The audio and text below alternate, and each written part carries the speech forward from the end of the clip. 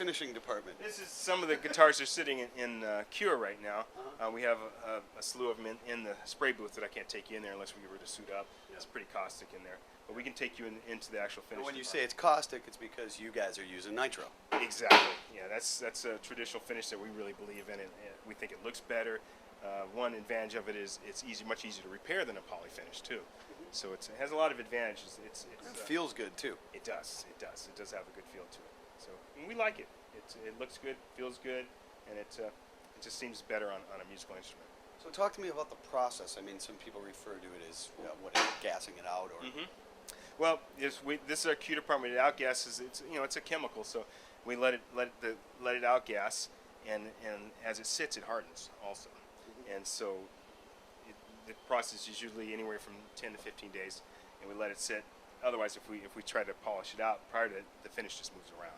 It doesn't look as good. It's got to be really cured. Yes, you've got to really let that dry, and break down outgassing a little bit more. What actually happens? Well, the fumes from the chemical leave the product, and as that happens, the lacquer will shrink, and it'll continue to what we call sink. You'll hear people talk about sink.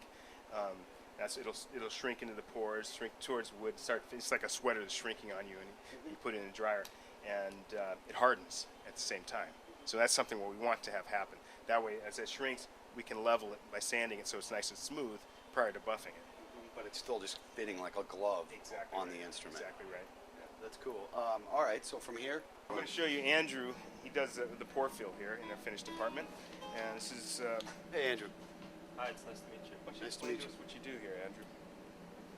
I'm getting these necks prepped up for spray, and basically what I'm doing is I'm taping up the fretboard in the back of the dovetail. I don't want lacquer to get on any of these areas. The fretboard is one of the few places where you keep the raw wood with no lacquer, and the dovetail is mated to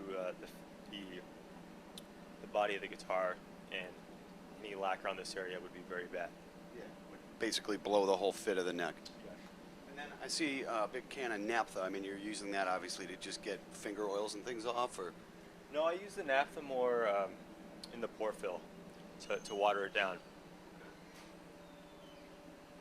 And so needless to say, this is some pretty damn accurate taping you have to pull off. That's right. I would agree with you. All right. So what's? You can show us. Just see first what I'm going to do. This is the stain. The necks get stained first. It gets a layer of wash coat, and then it'll get pour filled.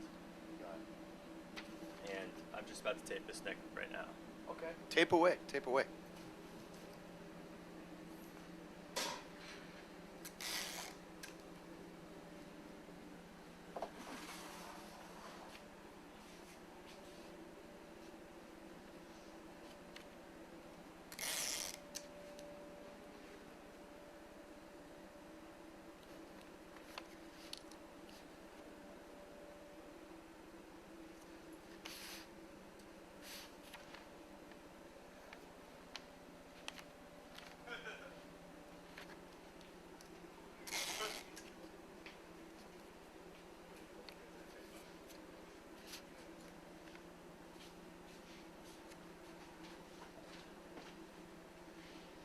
And is that a serial number you're writing on the back? Yeah, so this is the model number, 000, and this is the number of 000s that we have made.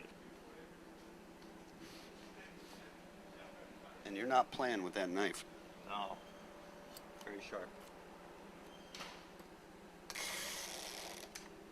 So even when you're cutting right now, I see you're leaving a little bit of the binding right on that edge, or? Yeah.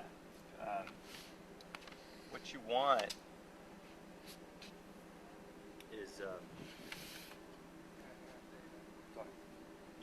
you want the lacquer to come just around the corner because it still needs something to hang on to.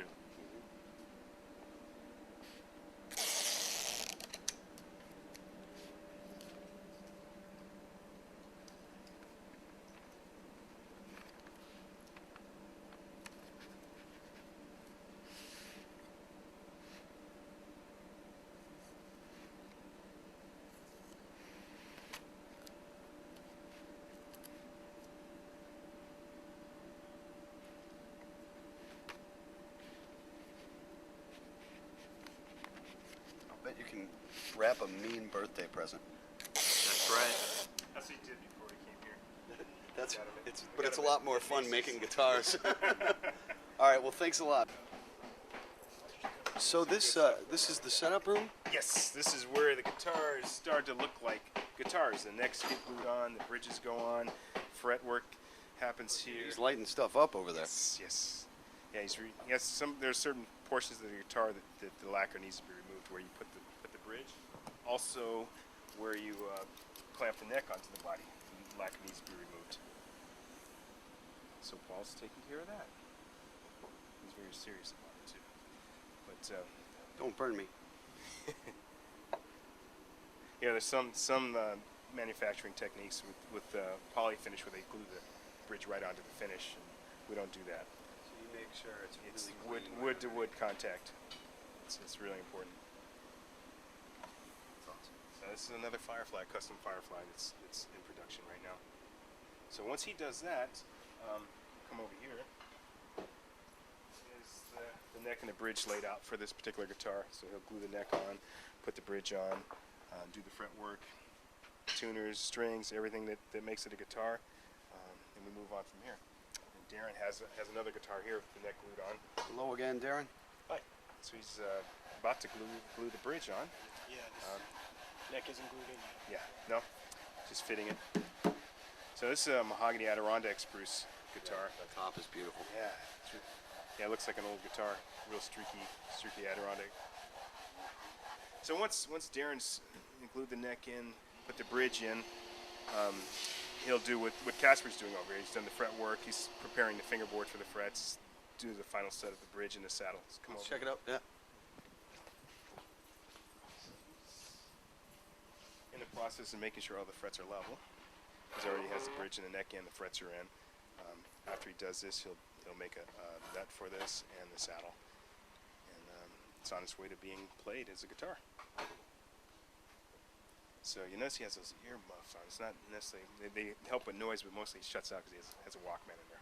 Oh, see, I thought he just didn't want to listen to He us. doesn't want to listen. He gets tired of hearing me all day. And this is where the guitars get shipped to their owners. Yeah, and also, let's talk about the giant pear. The giant pear, yes. Yeah, our bookkeeper is a phenomenal farmer. She has no fear of heights, and she makes giant pears. She's a little shy about it. She won't admit it, but That's got to be a meeting. big-ass tree.